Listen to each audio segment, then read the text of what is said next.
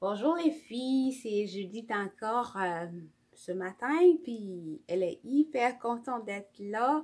Merci à Béatrice qui m'a écrit, merci à toi Agnès, merci aussi à toi Rosie, je pense que tu commences à devenir comme abonnée.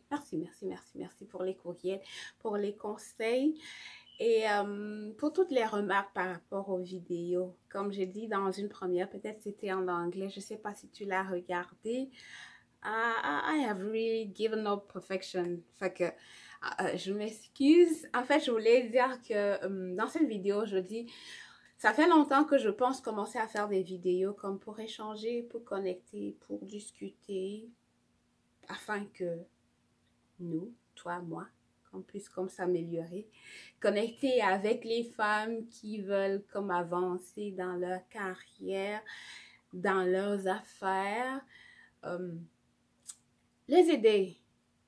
Je veux aider, je veux partager ce que je sais, mais je veux aussi apprendre de vous parce que je suis pas parfaite. Mais je pense que si on s'entraide, surtout nous les femmes, du moment qu'on se met ensemble pour s'aider, il y a une force pas possible.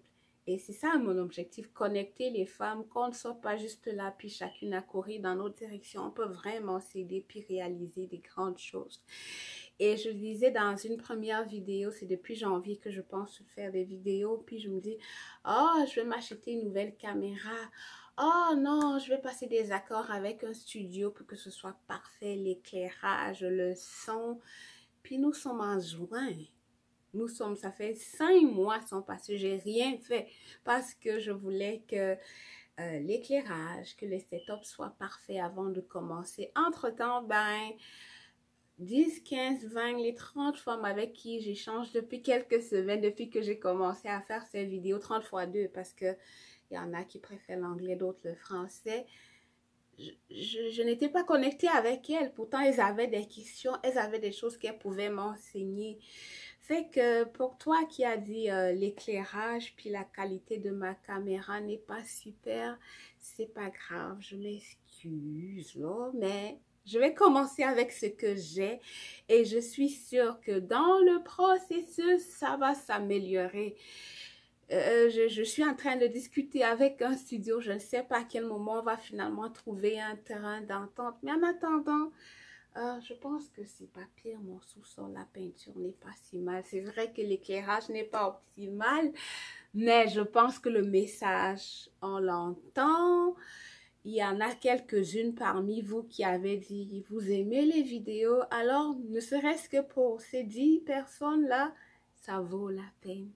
Donc, en attendant d'avoir le setup parfait, je vous remercie d'être patiente et je vous remercie de m'accepter comme ça vient. Je vous remercie de prendre le temps de continuer de regarder. Pour ce matin, j'ai cette question pour toi. Est-ce que tu connais tes forces? T'es bonne dans quoi? T'es excellente en quoi? Et cette question, je l'amène sur la table parce qu'une personne m'a dit, ah ben, Judith, je t'ai regardé, apparemment, tu as commencé à faire des vidéos. Est-ce que c'est ton domaine? Je pensais que tu étais une fille des TI. Je pensais que toi, c'était la techno, c'était l'informatique, c'était les réseaux sociaux. Je savais pas que... Ben, j'ai répondu à cette personne. Je suis pas en train de présenter le journal de RDI ou de Radio-Canada, mais voilà, j'aime parler, puis je pense que je suis pas pire. Puis cette personne revient à la charge pour me dire, mais est-ce que c'est ton domaine? Du coup, ça m'a fait comme réfléchir, c'est quoi le domaine? Est-ce qu'il faut être spécialiste pour se mettre devant une caméra et parler? C'est vrai que si on veut parler en termes de formation de journaliste, j'en ai pas eu. Mais à un moment, j'ai présenté une émission dans une chaîne de télévision. Et même si comme je disais tantôt, j'ai pas un diplôme de journalisme, moi, je pense qu'il y a des talents que l'on peut apprendre. Comme ils disent en anglais, there are some skills that are learnable. C'est que même si je ne suis pas parfaite, je fais des lectures sur comment parler, comment connecter, comment engager le monde.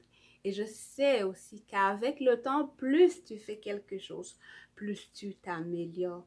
Mais ça m'a donné de me poser à moi la question, c'est quoi mes forces en fait?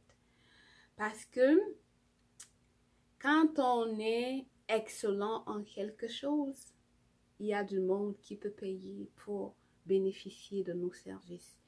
Fait que moi, je me suis posé la question, mais moi, je suis comme bonne en quoi? C'est quoi mes forces principales?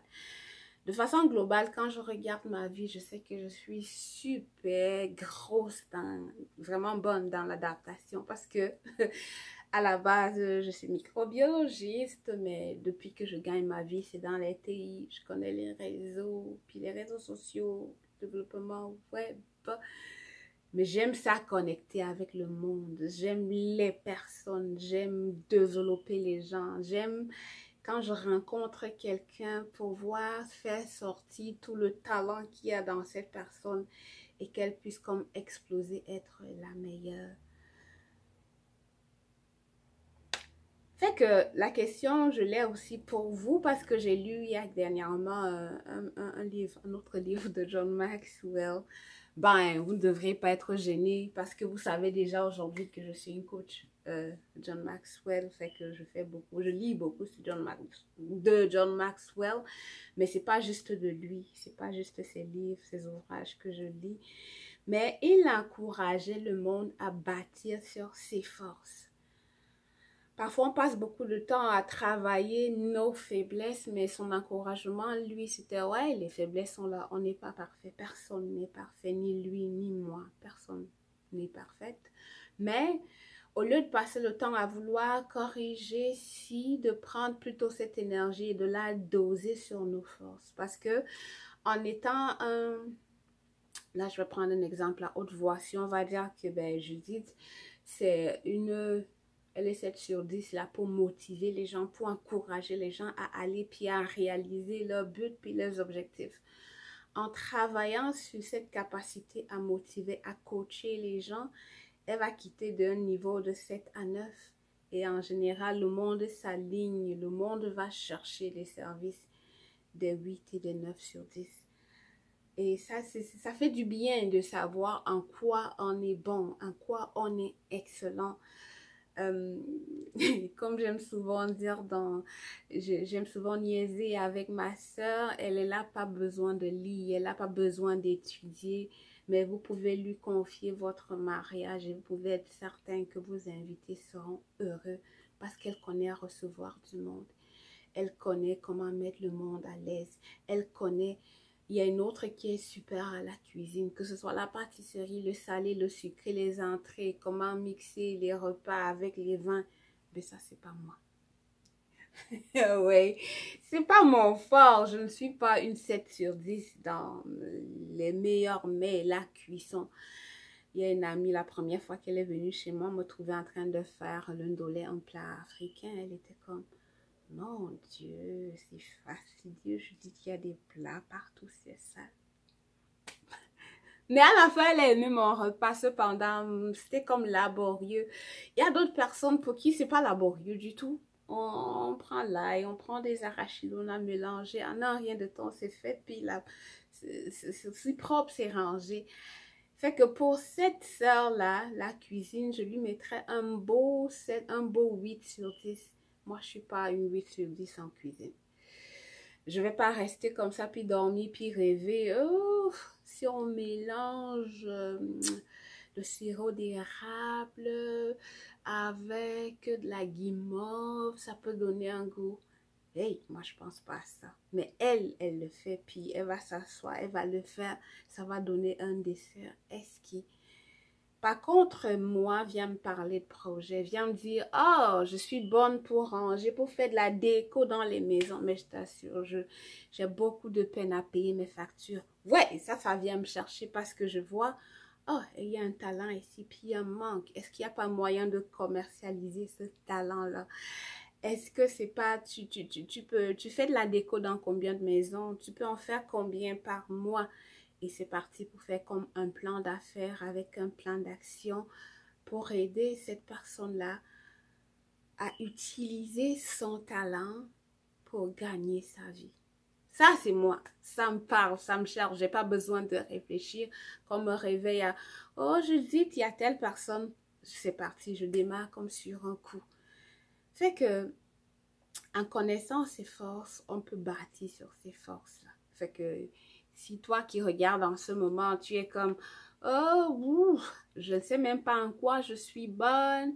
Bon, je sais que je dois faire une job. Je travaille chez McDo, je travaille à l'usine. Ça aiderait peut-être de commencer par identifier, je suis bonne en quoi. Il y a un verset dans la Bible qui dit, euh, l'ouvrier talentueux s'assoit à la table du roi. Et on peut le voir parce que quand le roi Salomon, ouais, David déjà, quand il a commencé la construction du temple, il prenait les meilleurs artistes, les meilleurs décorateurs, c'est les meilleurs qu'il recrutait. Et même dans la vie de chaque jour, quand on va à la recherche de l'emploi en général, la personne qui veut recruter cherche le meilleur. Maintenant, dans le domaine, je suis dans les TI, les développeurs blockchain sont très, très, très recherchés. Ou les gens qui s'y connaissent en intelligence artificielle, c'est très en demande à Montréal. Fait que si tu es développeur, ça m'étonnerait que tu dises que tu es au chômage. Pourquoi? Ils ont les compétences, ils sont bons, ils savent le faire. Ils sont talentueux pour le faire. Toi, tu es bon en quoi?